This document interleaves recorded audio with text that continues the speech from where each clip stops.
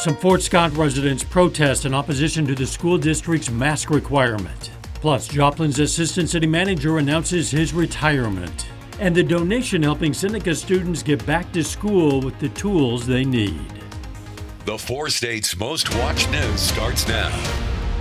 We have late developing news tonight. Wrecks on Interstate 44 near Joplin forced police to shut down a westbound portion of the interstate as a storm moved through that area. This is a live picture, and as you can see, traffic is now moving, but only at a crawl perhaps.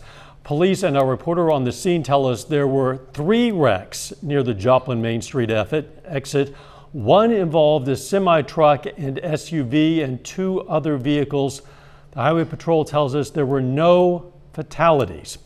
Police have shut down a portion of the interstate from the Main Street exit to the Range Line exit, at least for a time. As you see, again, it is crawling now, but it may be a while before they get this cleaned up. It's an area you do want to avoid. We'll try to keep you posted. Students and parents opposed to a school district mask mandate in Fort Scott spent part of their morning making their voices heard at the USD 234 Board of Education office. The school board in Fort Scott decided that students and staff must wear face masks while in school buildings and school vehicles. One parent at today's protest says his opposition to mandatory masks in school does not mean he's taking the pandemic and its health risks lightly. It's my responsibility to take care of my children and to make sure that, they take all the necessary precautions, medical precautions, every other kind of precaution there is. It's my responsibility as a parent. It's definitely not, and this was the insinuation at the school board meeting, it's definitely not a teacher's responsibility to say that they know more or to act as if parents are ignorant because they don't want their child to wear a mask. The KOAM reached out to the USD 234 superintendent. He was unavailable. According to the school district's website, the school board will reevaluate the mask mandate at each monthly school board meeting. After 35 years working for the city of Joplin, Assistant City Manager Dan Pekarik is retiring. City Manager Nick Edwards made the announcement today. Pekarik served as the city's public health director for 23 years, was the interim city manager, and was named Assistant City Manager last June. Edwards said, quote, "We thank Dan for his many years of service here at the city and his commitment to our organization and community." Pekarik's retirement is effective October 4th. A legal ruling bans a Southeast Kansas man and his contracting company from doing business in the state and orders him to pay a penalty and restitution. The Attorney General had filed a lawsuit against Don Diebold of Iola, doing business as Diebold LLC. The AG accused Diebold of violating the Kansas Consumer Protection Act, failing to provide goods to consumers after being paid, and making transactions that were excessively one-sided in his favor. When Diebold failed to respond, an Allen County District Court judge ordered him to pay 2 consumers a total of more than $18,000 in restitution and to pay $40,000 in civil penalties, in addition to the cost of the Attorney General's investigation. Diebold tells us he believes he is not banned from doing business in the state. Checking in with Nick Kelly, those scattered storms continue, Nick. Yeah, for some, Dow, those rain chances coming down at a good clip, while others, like Joplin from 7th and Range Line, looking dry after we had a couple rounds of rain pass on through over the past couple of hours. Confined areas of rain now, mainly from Fort Scott, close to Humboldt and Garnett on the Kansas side, but any other storms that can develop will slowly move from south to north, so that's still something we'll watch as we continue through the rest of the evening. Otherwise, partly sunny skies across much of the region, trying to keep temperatures on the warm side, if not a bit on the hot side. 91 is Stockton, the Beta, and Lamar, while everyone else is sitting mainly in the 80s. But with the humidity around, it feels like we're in the lower 90s, but it won't be long before we see these actual temperatures climb back into the 90s. But this evening, we'll go from 84 now to about 78 by 10, 75 by midnight. We'll only drop off to 73. Even with more rain chances in the forecast now, the summer heat eager to return. We'll break down the forecast here in a bit. See you then. The WYANDOTTE Nation is helping the Ottawa County, Oklahoma Sheriff's Department get where it needs to go. The tribe today donated $60,000 that the Sheriff's Office will put toward the purchase of a new patrol SUV so it can handle all of the terrain deputies encounter in the 4 states. For the tribe, it's about serving those who serve the community. We've always said, that wherever we're at, we want to be a good neighbor. And, here in Ottawa County, we have a unique situation. We have 9 tribes. Some of us have our own police departments. And, but, we're still part of the county. And, we want our police to work well with the sheriff's department. Tribe officials say they used income from gaming, convenience stores, and other economic development projects for that donation. A donation in Seneca will make sure students are prepared for the school year. ALORICA, a Joplin call center, donated backpacks full of school supplies to Seneca Bright Futures. We called the school districts and asked if there was a need.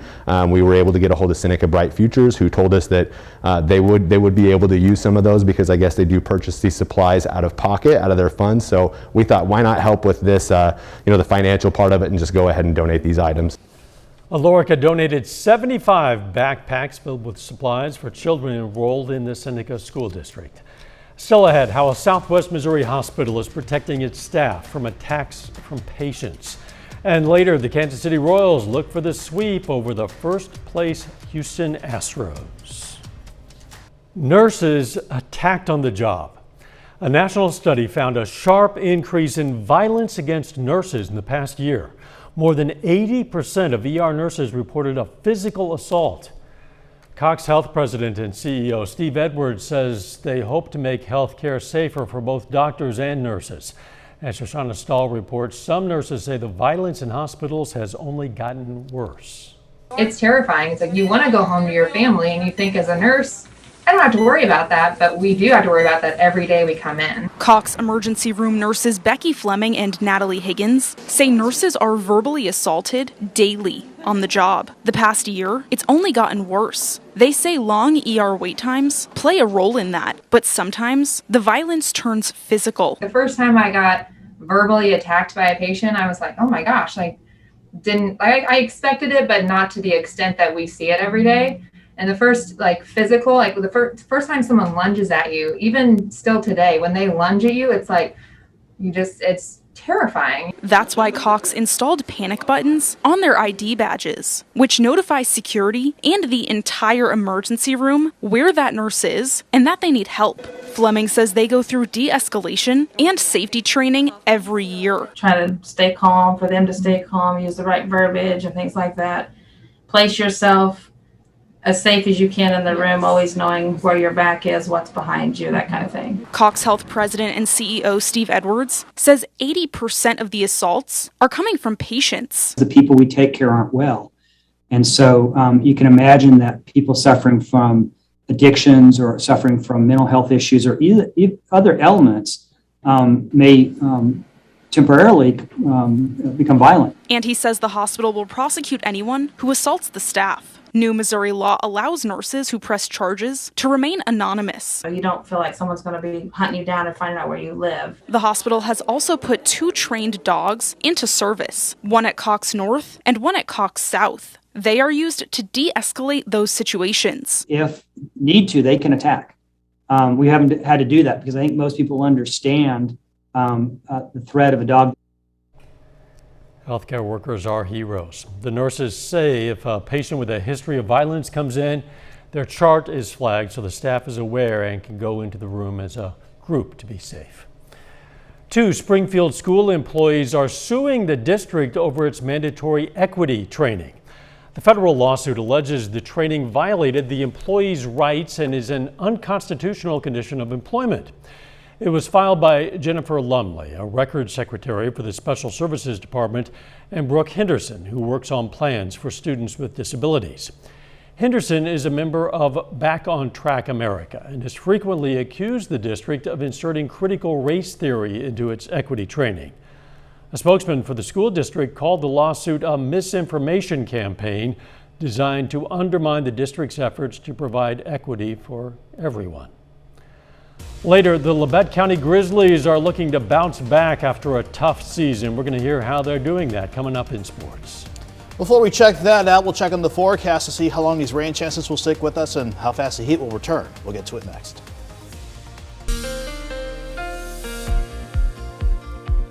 We stayed certainly warm once again despite additional scattered storms, especially during this afternoon and early evening hours so far. Let's see how the numbers stacked up across Joplin Regional over the past 36 hours.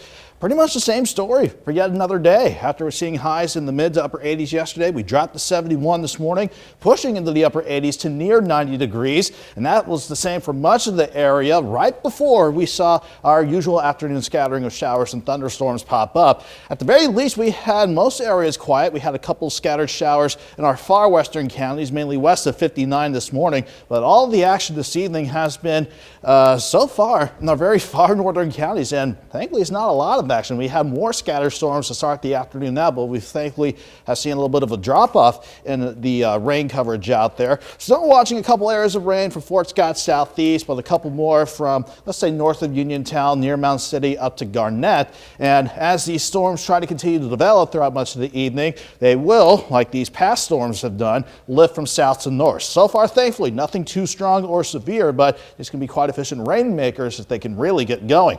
7th range line, we're looking okay. Probably the edge of storm clouds we're seeing in the northern horizon, but Joplin, you are dry and warm at 86, but it feels like 94. Thanks to the dew points right back up there into the mid 70s. Same for much of the region. If you haven't seen much in the way of rain or storms over the past few hours, you're in the upper 80s to near 90 degrees.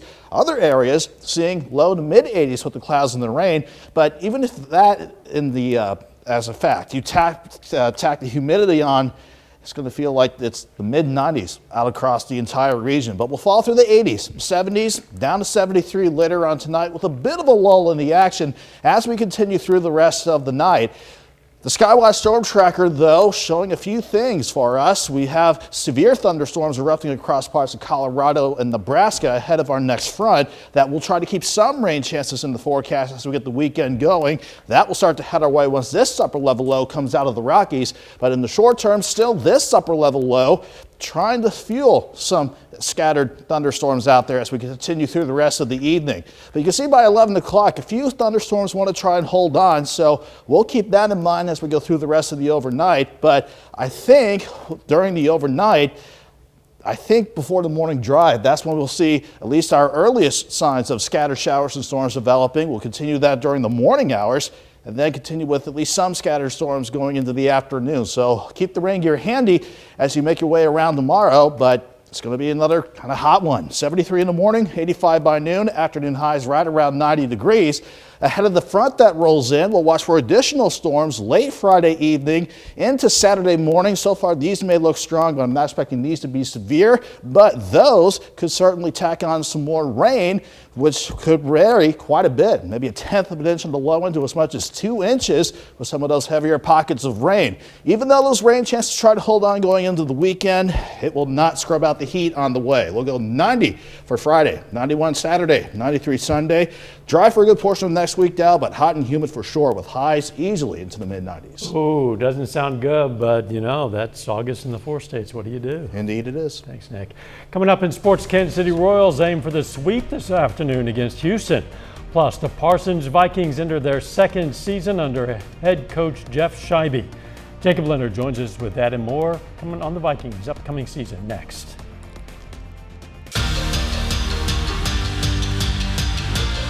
The Parsons Vikings are in the middle of their first week of fall football practice. Now, the Vikings are heading into their second season under head coach Jeff Scheibe.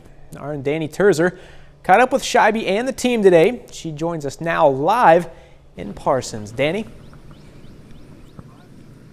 Like you said, Coach Scheibe is in his second year here at Parsons, and he said the opportunity to work with this team this year in the offseason, in the weight room, has made a really big difference. Now, the senior class is small, but it's full of quality guys that are setting a really great example. Here's more of his thoughts. Football games are not won in August and September. They are won in the offseason. So if your best players can buy into what, the coaches are trying to do, then that rubs off on those younger kids. They see Dion Sylvester, they see Isaiah Tyson, Steven Napper, those kids, Zach Cowan, with 100% weight room attendance. It makes them want to work harder. And that's what we're trying to establish here. They certainly seem to be going in the right direction. Coach also said that the first 3 practices here have been the best that he's seen from the team since he took over. And let me tell you, being here today, the energy was so high. We'll have the full season preview on the Parsons Vikings right here at 10. Jacob. Looking forward to it. Danny Terzer live in Parsons. Danny, thank you. Staying in Southeast Kansas, the Labette County Grizzlies aim to climb in the SEK this fall. Last season, Labette County finished with a 2-7 overall record, their 3rd straight sub-500 finish. Now this group lost a big senior class. There's going to be plenty of new faces making plays for the Grizzlies this fall. Now they do return a couple of first-team All-SEK guys in lineman Mitchell House and defensive back Andon Searles. Now, Labette County doesn't have a ton of depth or experience right now, but so far, the young guys are stepping up and bringing some energy in the first week. We don't have very many seniors, and our kids been really energetic, picking things up really well. I mean, very attentive to details thus far, and a lot of energy, so we're real excited about that. We have a young team. A lot of kids are stepping up. We all work together. We fall down, mess up, we get back up and correct our faults. Labette County has a home game to start the season, hosting the Pittsburgh Purple Dragons on September 3rd. The Kansas City Royals have been on a roll this week. After getting swept by the Cardinals last weekend, the Royals have taken 3 in a row against the first-place Houston Astros. Kansas City goes for the 4-game sweep today. Nicky Lopez with 1 on in the 3rd. 2-run homer, his first of the season. The Royals up 3-0.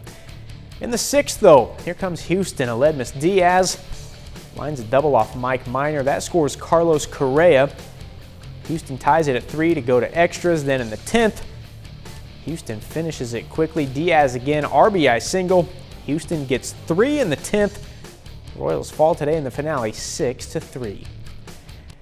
In the National League, big one for the Cards this evening. They try to avoid the sweep against the Brewers. John Lester on the mound for St. Louis this evening with first pitch coming in about 15 minutes. That's a look at sports. We're back with more news after this. Take time now to honor a local veteran, Technician Archie Wyrick. He served in the U.S. Army during World War II. His hometown, Apache, Oklahoma, and we are proud to salute Technician Archie Wyrick. He's tonight's 4-state hero. Jordan Abbey joins us now with a look at what's coming up tonight on KOAM News at 9 on Fox 14. Tonight at 9, the East Newton Board of Education meets to discuss possible mask mandates. Also, evacuations continue out of Afghanistan. About 7,000 have made it out of the country since Saturday. And gonna meet a man who's a hospital worker by day, graffiti artist by night. Pretty unique. That, of course, much more coming your way tonight. KOAM News at 9 on Fox 14. Jordan, we'll see you then. It's not Santa's sleigh exactly, but a luxury airship will get you to the North Pole and back for a pretty penny. A startup firm called Ocean Sky Cruises is offering luxury air cruises on an airship. These are steerable balloons, kind of like used in the early 1900s. Zeppelins, presumably not exactly like the Hindenburg. The luxury airship includes hotel-like cabins, modern technology. 16 passengers can fly to the North Pole and have a picnic on the ice cap. The trip costs nearly $233,000, but that's for a 2-person cabin, $233,000. Reservations are now open if you're racing to get on board. Ocean Sky hopes to kick off its first expedition in 2023 or maybe 2024. Reindeer is another air transportation method to get to the North Pole if you can't afford that. Probably cheaper too. I would think so. I would hope so. More chances of rain ahead. Yeah, we'll watch for a few more isolated storms tonight, but it'll pick back up again tomorrow. Still hot though, highs near 90. Won't need the reindeer, but the rain gear might come in handy. Final sports notes. We're going to have more from the Parsons Vikings tonight at 10. Then tomorrow we'll preview the season for the Galena Bulldogs. We'll see you right back here for KOAM News at 10. Let's make it a great evening.